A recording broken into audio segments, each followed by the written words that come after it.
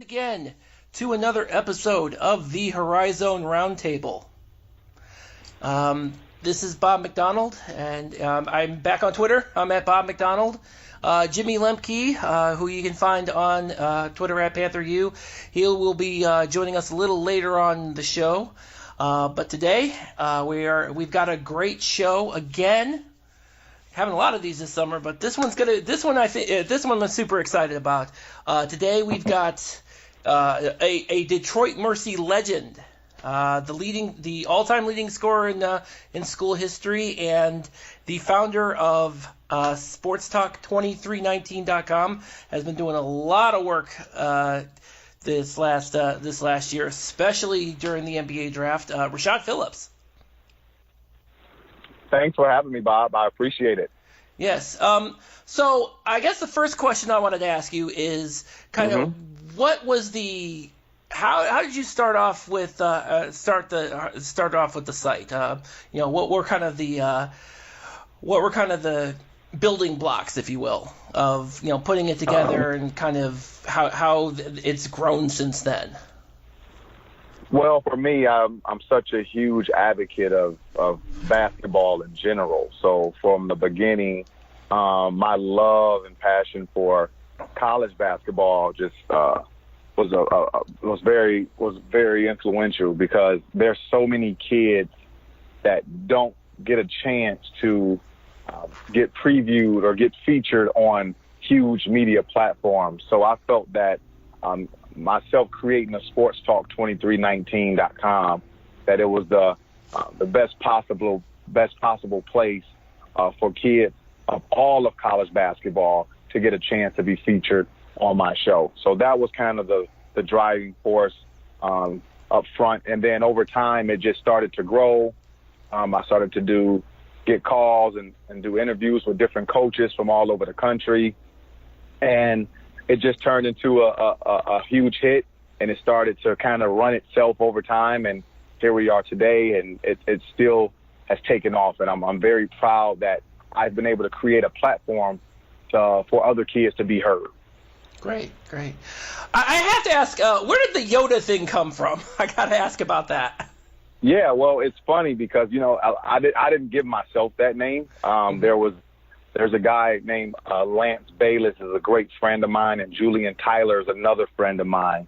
Those two guys kind of would call me that when I was living in Michigan. They would say, man, you're just like Yoda, like any type of basketball questions or any type of things that pertain to basketball, it's like you always have like an accurate answer for it. And so they kind of gave me that name years ago, and everybody's loved it, and it was fitting for how I am. So we just all kind of ran with it. There you go. So, like I said, I know during the draft, right before the draft, I saw you were really busy on the site, had a lot of different videos up, had a lot of different episodes up. Yeah. And so now we're kind of in the summer league now. So yeah. Obviously, pretty busy, especially for some of those college kids who are really hoping to kind of bump up their stock here for the pros. And the one person that really has kind of stuck out to me, at least at this moment in time, is Kendrick Nunn from Oakland. And he talk about an amazing situation. He comes from goes to Oakland, and then he ends up he unfortunately doesn't get drafted. There was a little speculation on whether or not he may be a late rounder, but he did end up signing with the Golden State Warriors. Mm-hmm. And he's currently playing in the summer league right now. And he's doing pretty good. He's definitely been a big contributor so far in the summer league. Absolutely.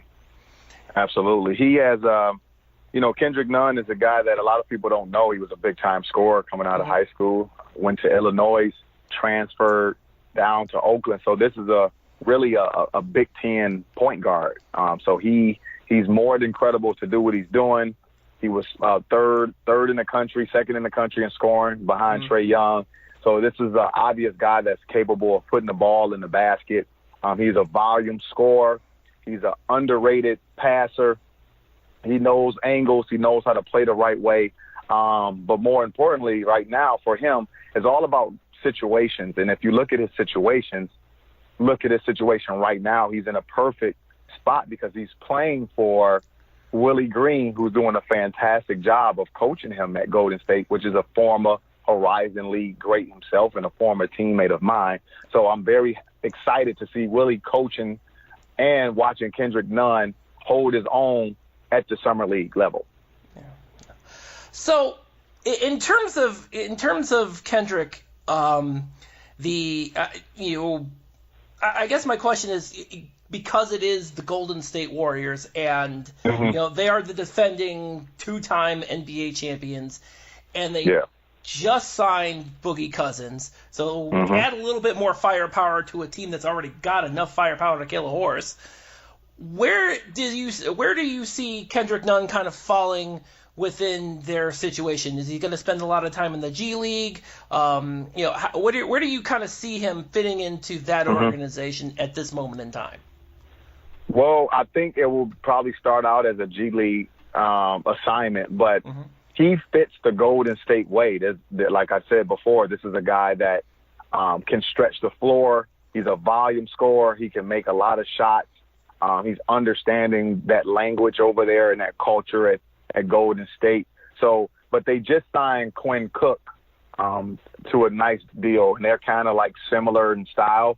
So I just believe that Kendrick could be a guy that can just kind of fill in this season not because he can't play at the NBA level. I believe he's an NBA player. I just think that he'll get caught up in the numbers game at Golden State. But he's going to be tremendous, whether he's in the G League or in the NBA, and I think he'll have a tremendous output regardless. Sure, great. A couple of the other names that have popped up on G League rosters that I wanted to talk to you about are a couple of the two UIC former players. One is Tyo Diasi. I understand he is with the Suns right now on their team, and the other one is Dikembe Dixson. Yes. And Dikembe Dixon, to me, was a little bit more of it's kind of a unique situation, because here's a guy who spent last year. He came off the injury, played last year, and then he decided he was going to go pro. And he's made his way onto a summer league roster. In his case, where does he go from here? In terms of the pros, is he gonna spend some time overseas, or is he going to be able to prove himself enough to make his way onto a G League roster and potentially into getting a chance to get on an NBA roster sometime down the road? Well, you never want to limit players. What I'd never want to do is limit kids when they're chasing their dreams and their goals. So first of all, I think that he has the ability to play at that level. But it's going to become a numbers game. When you go in as a free agent, sometimes it's not about how good you are. It's about how much space the team that you're playing for has. So he's going to have to find the best situation for himself, whether that's if it's the G League or overseas. It could be financial reasons. So there's a lot of factors that go into making teams when you're in that position, in that situation. So, but here's the kid that has a lot of ability. He's long, he's rangy. He's coming off that injury, but I've watched him on tape, and I actually like what I saw. He's a two-way guy. Reminds me a little bit of Corey Brewer. But we'll see how that plays out for him, but I wish him all the best, and I'm definitely keeping a close eye on him. As am I. Now, Tyo Diasi, I know he is. I know, if I understand correctly, he already has signed a contract overseas prior to signing with the Suns for the summer league. So for him, it looks like he already kind of knows. He kind of knows where he's heading for now. But he also, again, he's also, he was the Horizon League, Defensive Player of the Year too. So at the same time,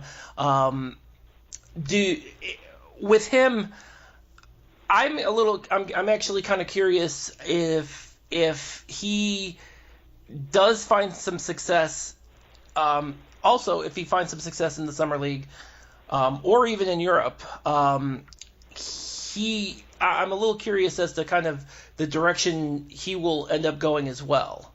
Just because he does have that defensive part of the game, which we obviously saw all last year in the Horizon League. Yeah, obviously he's going overseas already, so that's kind of his fate is kind of sealed in that regard. But again, this is a kid that's one of the best shot blockers in the Horizon League and in the country. Absolutely.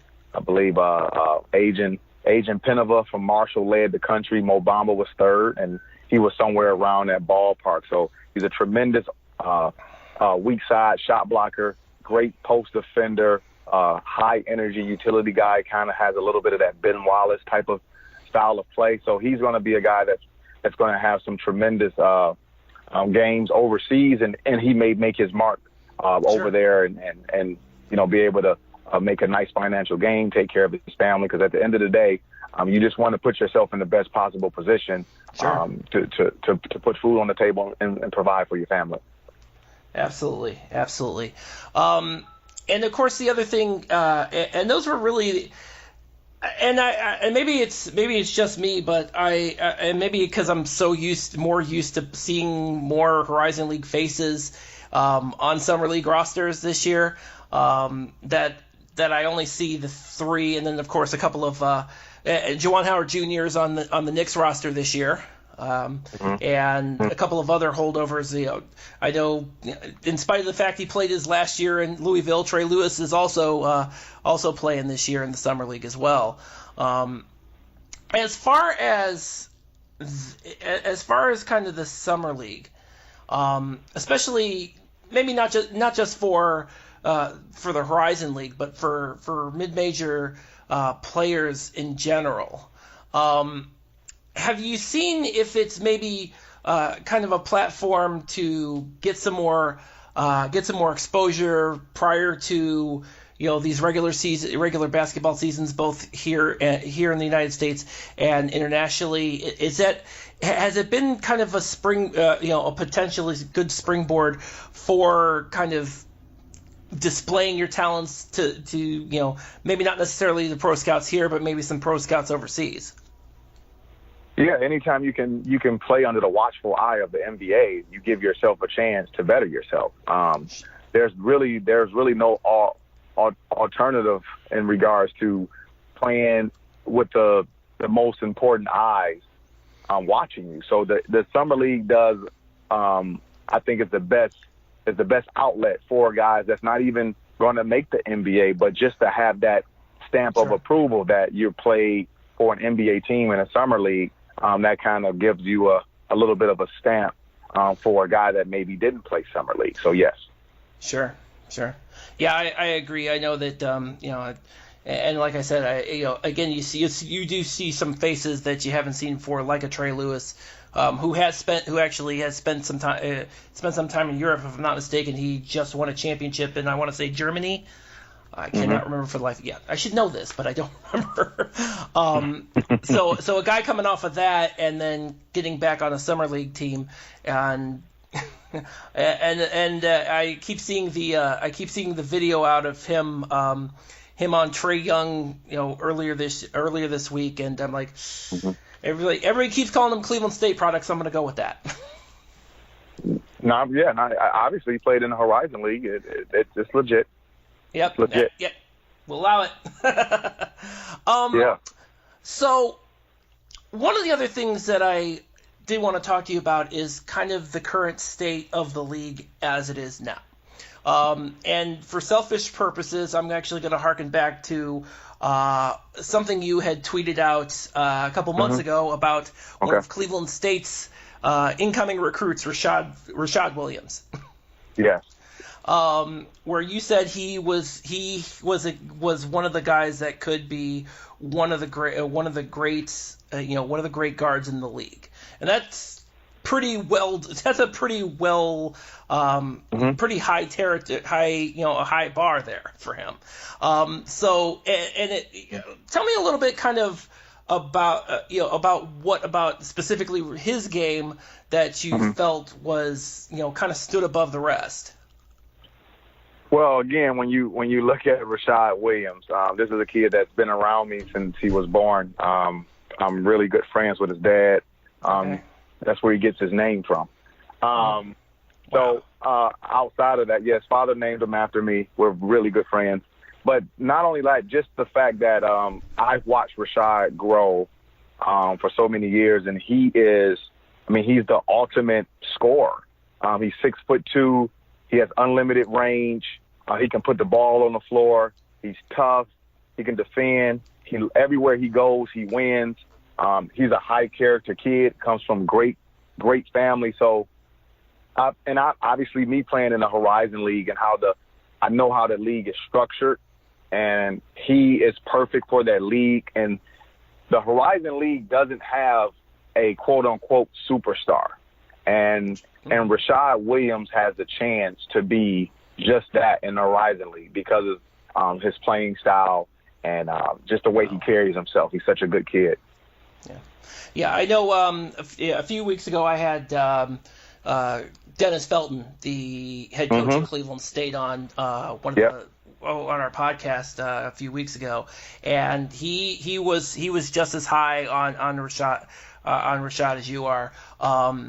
I personally, and again for selfish reasons as a Cleveland State guy, can't wait to see him and Tyree Appleby in that backcourt. Oh yeah, cannot wait for that. They're going to be dangerous. They're going to be dangerous. Cleveland State is a team to watch in that league. Obviously, Wright State because Loudon Love is tremendous. He's a space eater. He reminds me a lot of Vitaly Potapinko, who played there years ago, and he was a lottery pick coming out of the Horizon League. So Coach Nagy does a great job with those guys over there. And also, UIC has some talented guys. So you can never count Oakland out because Coach Campy does a great job of putting points on the board. So I'm excited just to watch the Horizon League as a whole this season. Yeah. And that's kind of one of the other things I did want to with regards to kind of the Horizon League in general. I know earlier this year we this past year was admittedly kind of a down year for the league. And where do you see kind of the improvements coming from a conference level? Because you already see it with Cleveland State. You have Wright State with their they're the defending the defending tournament champions. You have Northern Kentucky, who's probably chomping at the bit to get some kind of revenge over their ouster in Motor City Madness. Where do you kind of see the league in terms of kind of improving upon last year? Well, it's going to all come down to the players at the end of the day. You have to have individual performances especially in small leagues, small conferences. You have to have a guy that can carry that conference. And last year, obviously, it was Kendrick Nunn. Kay Felder was one year. Kiefer Sykes did it from Wisconsin Green Bay. So we have to have better individual players in that conference in order for us to be able to hold our own within the country. And that's kind of the other thing too, and again, maybe it's because we see a Kendrick Nunn, we see a Ty Odiasi and a Dikembe Dixson coming out, but then you also see kind of on Northern Kentucky's end, you see with Drew McDonald, you see a Loudon Love coming out of Wright State, obviously Tyree Appleby, and Steph Kenich I thought was kind of the breakout from last year. We didn't even know anything about him last year coming out of Cleveland State, and the improvement of him kind of took everybody by surprise, really. Yeah. Yeah, you're going to need more players like that in the league. And once you get on the – see, one thing about the mid-major level, you don't get a lot of opportunities to play on the big stage. So you have to take advantage of your opportunity. And that's what, as a whole, the conference needs to do when we're on TV. If we're playing a Power 5 conference, we're on TV, obviously try to win the game, but don't go out there and lay an egg because you're representing the conference every time you step out, especially in the non-conference time of year. We're out there trying to represent each other. And that's what we have to get better at as a conference is when we're playing earlier in the season against the Cincinnatis and the Dukes and all these bigger schools that we have to buy well against them. There's definitely a balance that has to be found between getting. Hi, Jimmy. On. Yeah. By the way, hello. I dropped in about 2 minutes ago, but I was enjoying the conversation so much that I just decided to listen for a second. So hi, Rashad. How's it going? Hi, Jimmy. Yeah. I guess the point that I was gonna try and make there is that we're trying to find a bit of a balance between representing the conference on a top level, which a lot of our teams are capable of doing. They are capable of winning some strong games, even teams that aren't near the top of the conference. But at the same time, you don't want to schedule so many of those games depending where your program's at. So if you got a team that's in the middle of the Horizon League as it stands, if you're scheduling five strong high majors, you don't want to do that. You're scheduling 5 real likely losses, and then if you finish in the middle or the upper half of the conference, then people go back and point at that and be like, well, if this is one of the best teams this conference has, and they went and lost to Ohio State by 25, and Ohio State's not even a good Big Ten League team right now. What does that really say about the Horizon League? I mean, there's a perception about it, and we do want to win those games, and we have gotten a few of them here and there. I mean, we've got to get more as a conference, but at the same time, we don't want to get a lot of embarrassments because those work against us when our coaches are trying to go out and recruit. Because we need to be able to pick up wins, and it needs to be against more. So I guess what I would say is I look more for Horizon League games against conferences that are at the level that we have been at and tried to aspire to be at, in that maybe not quite high major, like where we'll play those 5 or 6 best conferences, we'll play those games, but I also want to see us play more games against Valley teams, against Atlantic 10 teams. I'd love to see Detroit Mercy start taking on more of like the Siena kind of programs, that in the MAC, and like maybe not like the best teams, but teams that are not too far away from them where there's some regional connection, but also games that are more winnable and series that are more equitable. Maybe Detroit Mercy needs to start playing a 2-for-2 against whichever directional Michigan school is the best at the moment. Because then that's 2 home games against a team that will maybe bring in some fans, but also be interesting to a recruit in Michigan. Something that's also at the end of the day, like I said, winnable. So I guess that's where I'd like to see more of the scheduling point towards, and away from the Texas Southerns and like the SWAC and MEAC schools that are just kind of at like the bottom level, the Big South, those conferences that, you could win by 25 points and see your RPI standing go down by 20 spots. Like, I want to get away from those games specifically. Okay. Well put. I think I put Bob to sleep. I think what happened. What? No, you didn't.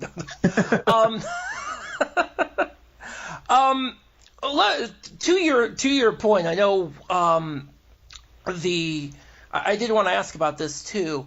I know there has been talk of potentially the Horizon League, to your point, Jimmy, specifically, partnering with some of these other mid-major conferences, like Conference USA, like the Sun Belt. I know were two conferences that have been kicked about with regards to scheduling.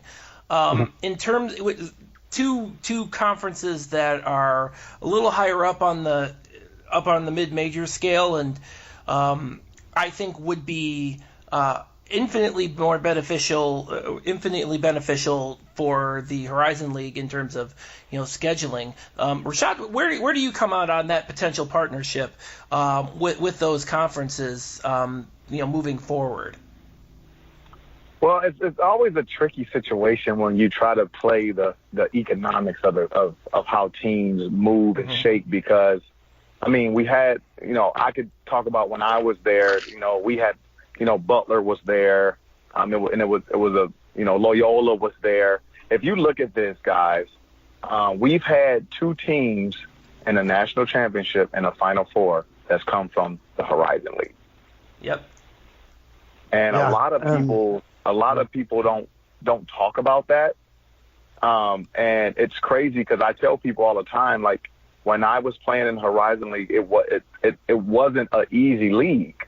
It was far from an easy league. Cleveland State was tough with the Damon Stringer and Sonny Johnson and Theo Dixon, and you had the tough Butler teams. You had the tough UIC teams with Mark Miller.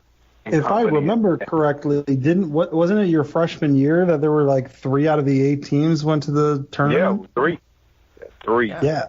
We had 3. 3 out of 8. Then, 3 out of 12 is cool, but 3 out of 8 is insane. It's almost half the conference. And it's from a mid-major, like, you don't even see that happen anymore.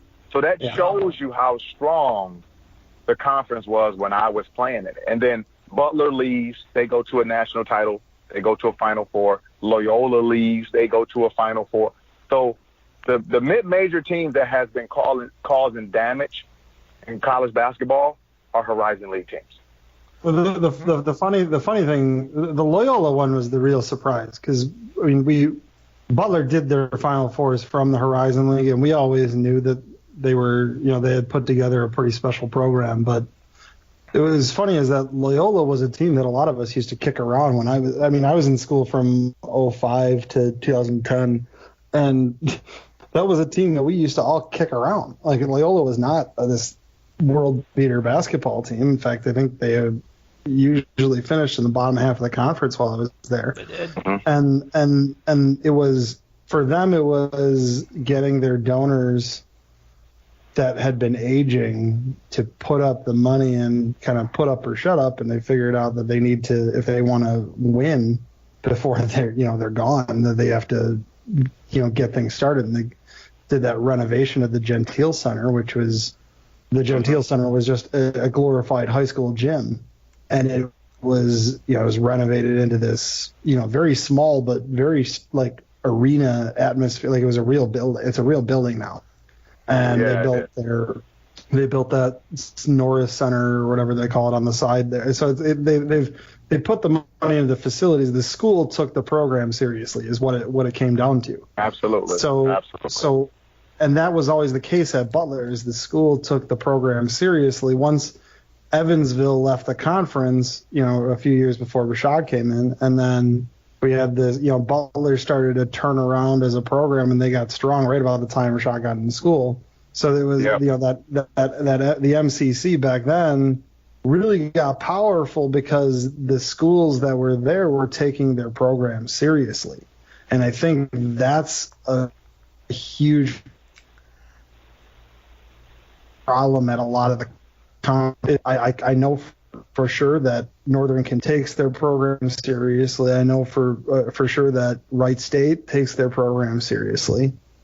And a lot of people we made a lot of jokes about Detroit Mercy taking 2 months to hire hire the coach and hire Davis, but like I took it as a good sign, because it showed that Detroit Mercy didn't want to screw it up. Wanted to get it right. Exactly. And that's a good sign from the program there. I would like to see more of the conference kind of take that, take it seriously. And part of that is doing what people want to see. And we had about 2008 or 2009, the athletic department at Milwaukee commissioned a study they basically commissioned this poll of about 500 students, and they asked this 500 students, what do you want out of your athletics program, and really what do you want for your basketball team? What's going to get you to go to more basketball games? And the students were saying you got to play better teams, or the wide range of teams. Things they were saying was you have to play teams that I recognize. They're tired of playing teams like, unfortunately, Youngstown State is just it's not a good program, and it's always never been a good addition to the conference. But a lot of these teams in the non-conference, it's hard for these coaches to get good programs to come play them, but that's what needs to happen. So it's about getting some of those strong teams on the schedule, but also about doing what they can to get those teams to come in. Because I know that when Detroit Mercy got St. John's to come in, and they did the Dickie V, they renamed the court for Dickie V, like that. They got ESPN in there. There was a lot of attention, and the place was packed. And Callahan Hall, when it's packed, is an incredible, unique experience. And I was catching that on television. I've been there in person a few times, but the actual, I could see that it was a great spot on TV, and that was good for Detroit Mercy, and was good for the conference. So that's the kind of stuff that this conference needs. Is Rashad was saying, you got to play anybody anywhere. You got to play good teams, but we also have to figure out how do we get good teams to come in to Milwaukee and Detroit and Cleveland and Fairborn, Ohio, and Highland Heights, Kentucky. How do we get the good teams to be willing to come in and play them?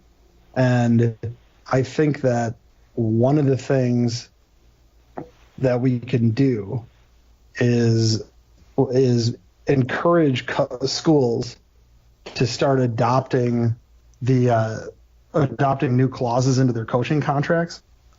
VCU started this back with who was the guy that won for? Who was the first VCU coach? Are you thinking of Shaka Smart? No, I'm thinking of Capel. When Capel left, was it Oklahoma that Capel went to? Yeah, that's it. So when he went there, probably was. Yeah, it probably was. VCU had Norwood Teague, their AD, had a clause in Jeff Capel's contract when he signed on to be head coach at VCU that if you leave, the school that hires you, as long as it's above, if it's a high major school, that school either owes VCU a huge buyout of this. Yeah,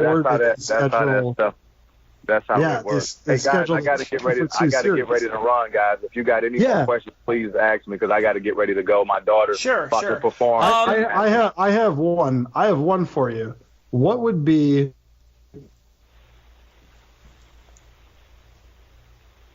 what was you in? Say again. I'm sorry. What was that, Jimmy? When you were in the Horizon League, what was your favorite game that you played? Every last one of them. Is there any one that sticks out in your mind that's like a big game for you? They all were big. That's how I got to 23-19. There you go. I love. All right. So Rashad, thank you very much for coming on the show. Tell everybody where you can find him at sportstalk2319.com, and where can they find you everywhere else, Rashad? Yeah, my Twitter handle's RP3Natural. You can find me on Instagram, Rashad Phillips RP3, and you can subscribe to my YouTube channel, Sports Talk 2319, or you can reach me via my website, sportstalk2319.com. All right. We will definitely look forward to seeing future episodes. Thank you so much, guys, for having me on the show. Thanks. All right, thank you, Jimmy. Take care, Rashad. All right, take care, guys. Bye. No. That was cool. That was Rashad Phillips, everybody. have him on. Yeah, I know. Yeah, and you missed the first part of the podcast where we were talking about the kids in the summer league, specifically Kendrick Nunn. Yeah. Kendrick Nunn's he's playing. He signed with the Warriors. Right. So, I mean, I haven't gotten I guess much of the summer. I haven't gotten to see much of the summer league action. Is he doing? What's he doing in summer league? He's averaging double digits right now. Oh, really? Yeah, he scored 18 in the game on Friday. So yeah, he is definitely.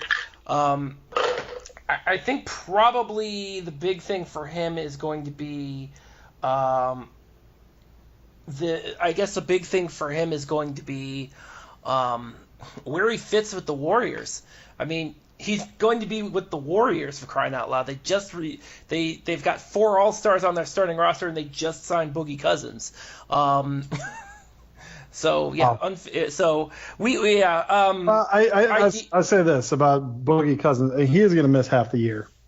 And I'm sure he is. That's the kind of injury where you're never. It's not sure. even going to matter, and that's the worst part of it all. Well, it's not even going to matter. He's going to miss half the year, and the Warriors are still probably going to be, one of the best teams in the Western Conference. Well, the NBA has to figure out how to defend the three, because that's the big problem with that team is that they've got. Yeah.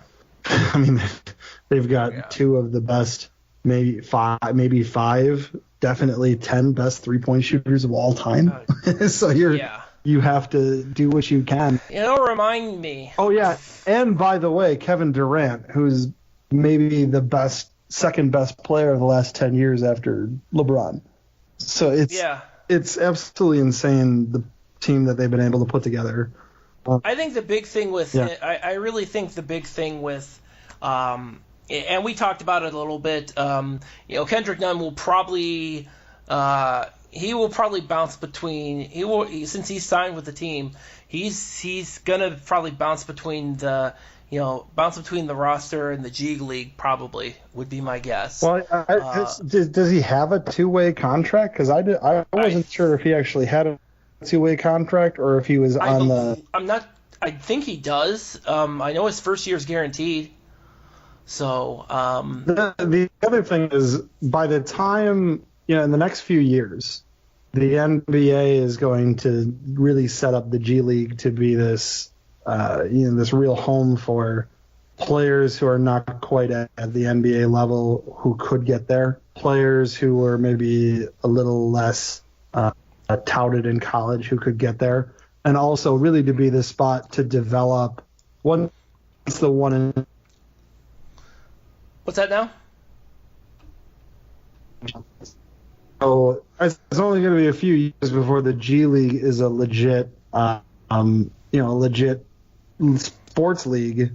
Maybe not like at the level. It's not going to be at the level of popularity in NCAA. There's never going to be anything like the tournament. But the G League does have an actual. The G League has a real a future. And Kendrick Nunn, those level players that'll be a part of it. If he's going to be able to help them around, who knows? But it looks like on Friday he scored 18 against the Clippers summer league team. Let's see what else is got. But he's been averaging double digit because I think he's played like 3 or 4 games so far.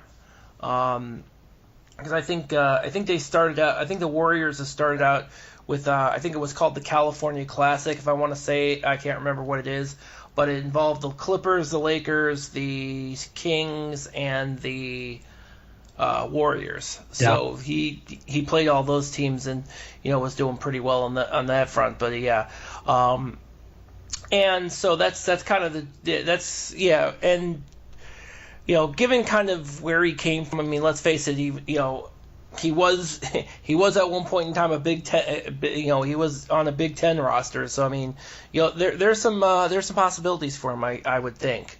We got to get away from this idea that being on a Big Ten roster automatically makes you a player like more valuable than a player that was on a Horizon League roster. Remember, Kiefer Sykes was never on Big Ten roster. Yeah, he was not. That's something. I think it's something small, but it's something that we need to really work against as a conference. Is this idea that players cannot have a route to the NBA through the Horizon League, and I think that it's still the case that you can have that. So I want to get away from this idea. So whatever we can do as conference, as fans of teams in this conference, to be positive about players, positive about players' ability to step in, develop as young men, and develop as young basketball players to set themselves up for a long professional career in the NBA. Oh, and they've already been doing it elsewhere, but in the NBA for sure. True. I want to get one thing I did not know, by the way, that I was not aware of that Rashad was kind enough to point out. His Kendrick Nunn's G League coach just happens to be Willie Green. No way, really? Yeah, I know. Fantastic. I know Willie Green was. I knew Willie Green was an NBA was coaching in the NBA. I could not remember for the life of me where. And then he mentioned that he was he mentioned Willie Green being the summer league coach. So I'm like, oh, no kidding. Well, who just got onto the into the NBA on a bench is Ronald Norred. Did he now? Norred. So when in Northern Kentucky's first year in the conference, he was on the bench at Northern Kentucky. Oh wait, didn't Ronald Norred? Where did Ronald Norred go? Ron Norred is he's on the Hornets staff right now. Okay. Why did I think he was with Brad Stevens for some reason? He was. I do not. He was. Okay. Yeah. I thought that he would. Yeah. Yeah. I thought he went over to. He was at Northern Kentucky and he ended up joining Brad Stevens with the Celtics. He started. He graduated in 2012. Yeah. He was a high school coach in Indiana. I think it was Brownsburg, I want to say. But I know that when Brad became the head coach at Ron Five, he got on the staff with their D League, now G League team, which is the one in the Maine Lobsters or something. Maine Red Claws. Yeah. Yeah, I remember them because yeah. From there he went to actually working with the Celtics, and then from the Celtics he was on Northern Kentucky for it was only a year, maybe 2 years. And then he got the head coaching job. He was the head coach of the Brooklyn Nets D League team, their G League team, the Long Island. Yeah. But this spring he got hired on to be a head coach for Charlotte, or not head coach, assistant coach for the Hornets. So gotcha. Okay. Pretty exciting for a former Horizon League alum. Yeah, guy who was just in the Horizon League with Northern Kentucky not that long ago is now sitting on an NBA bench as an assistant coach. Yeah, that is something. It's good, It's a good thing. Absolutely. So So it's funny because we got we got Willie Green who's over at Golden State. You got Ronald Norred who's Charlotte, and of course Brad Stevens who was actually he made his bones in the Horizon League. So there you go.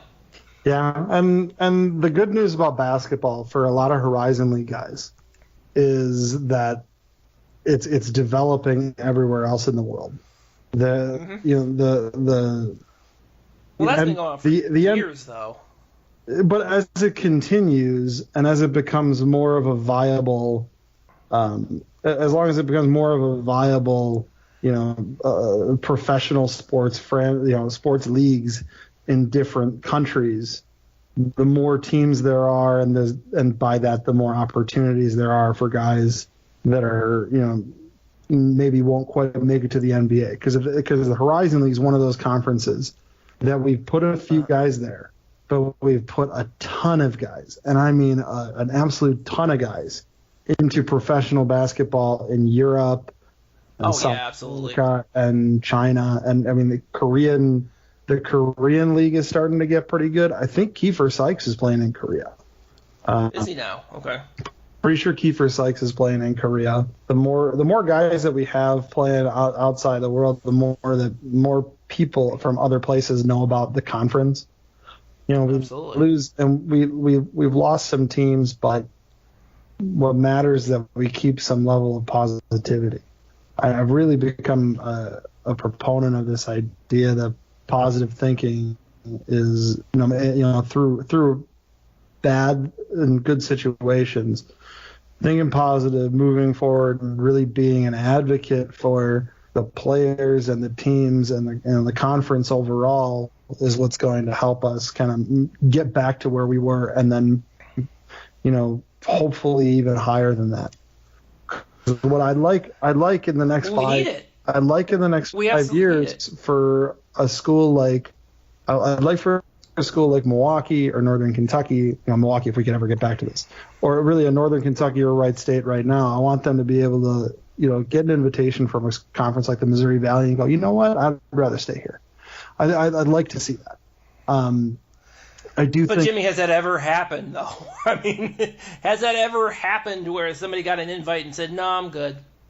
I mean, what would it take? What would it take for this conference to do that, though?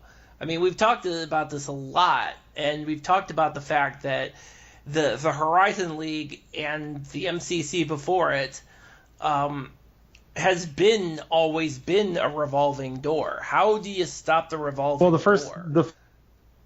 first, there's this crusty.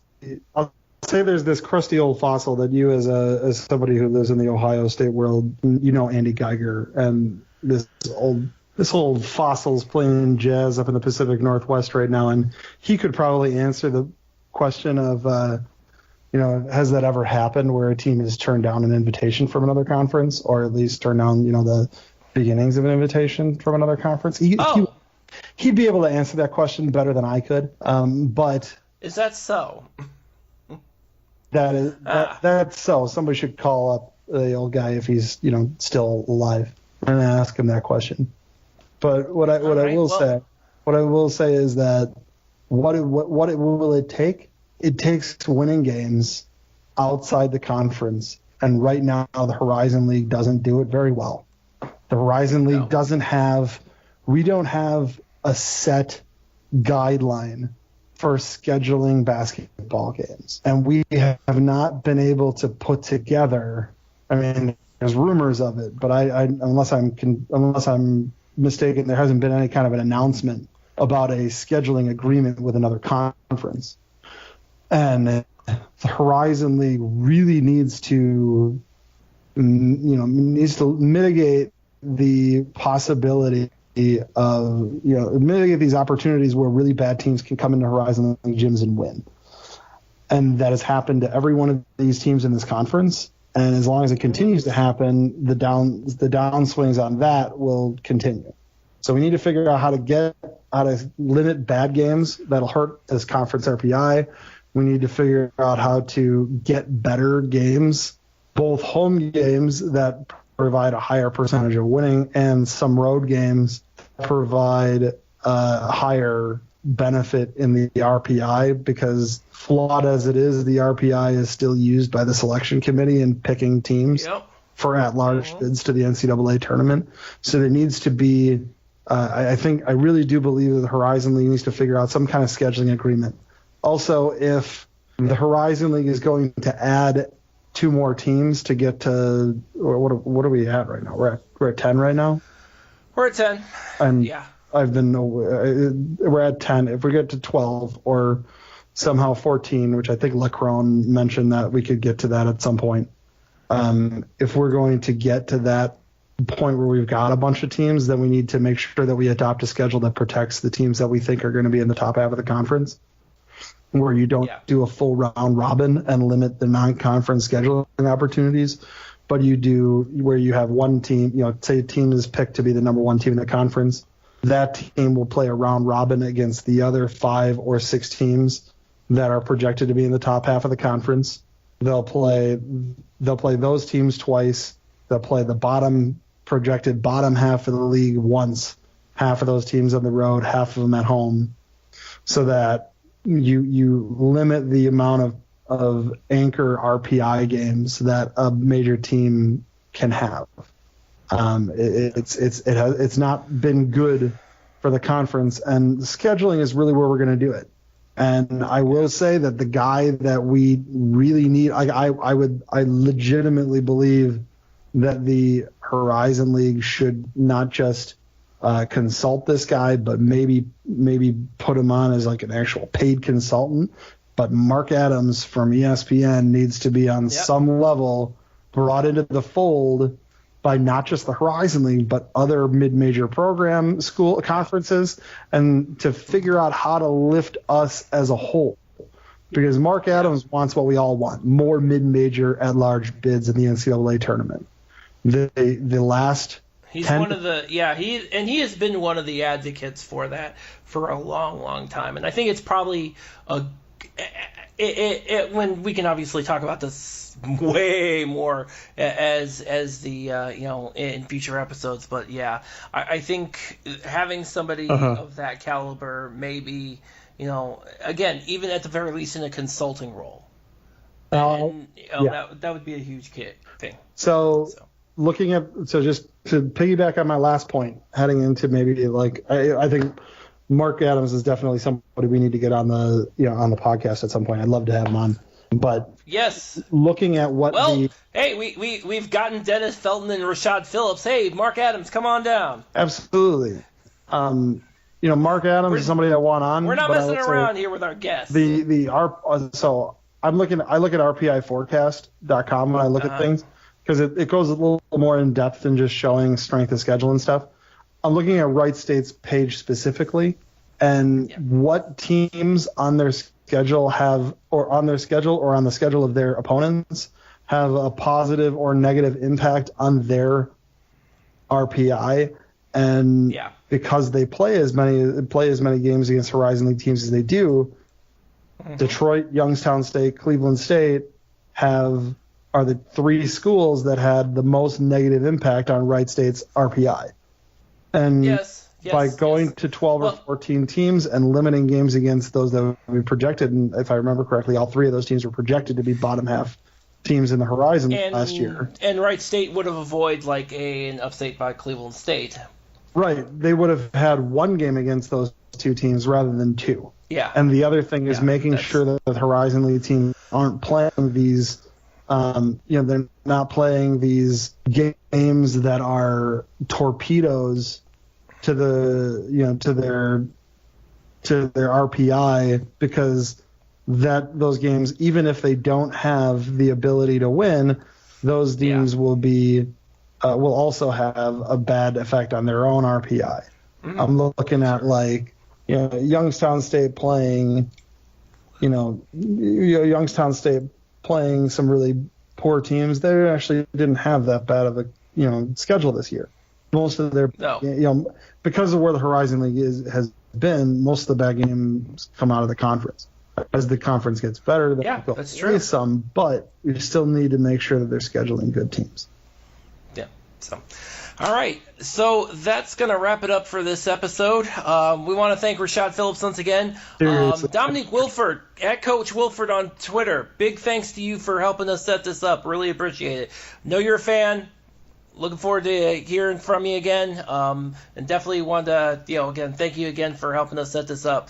And if fans of the podcast want to see us, they want to see us interview specific people. I just brought up Mark Adams specifically. Please, people, tweet at him and say, hey, you should go on the Horizon League roundtable. Absolutely. I'd love to see that. If people want other people, if you want us to go after maybe your head coach or maybe one of your assistant coaches or maybe somebody who used to be part of your program or something, we're more than happy to do it. Obviously this summer we're not, we're only about a third of the way through the summer. Obviously we got, almost 4 months until season starts. So we got a lot of time. Yeah, we got some time on our hands, so come on. Yeah, let us know. Yeah. Yeah, and we're on Twitter at HorizonRT. And of course, you can hear all episodes of the Horizon Roundtable at sportshacks.com, hax.com, and you can listen to us wherever you can find podcasts. Whoa. Far too. I have one thing that I just want to bring up. What's that now? I just got followed by Kyle Welliston on Twitter. Wait, why? Wait, he's still alive? Yeah, he went. He disappeared off the planet. Did he? I thought he disappeared. That's what I'm saying. What I'm saying. What is he doing? What? I don't know. Mystery that we'll find out sooner rather than we will find out later. But yes, yeah. Well, is our fearless leader considering putting out Fearless for a comeback? I mean, I don't know, man. The day that a mid-major finally breaks through and wins that national title, I'm going. That's the guy I'm going to be thinking about. Is that somewhere that guy's smiling, and I really want that to happen. Obviously for all of us, but for him for sure. So well, I guess you'll have to do some investigation on that there, Jimmy, because that's going to be a weird. That's an interesting development because he disappeared off the planet like what 5-6 years ago. Yeah. 4 or 5 years ago. Yeah, he disappeared. So that should be interesting. So, but the podcast, you can find it wherever you find good podcasts. You know the list. You know where iTunes. You know Pocket Cast. You know all those places. So come subscribe. We love to hear from you. And thanks for listening once again. Take care, everybody.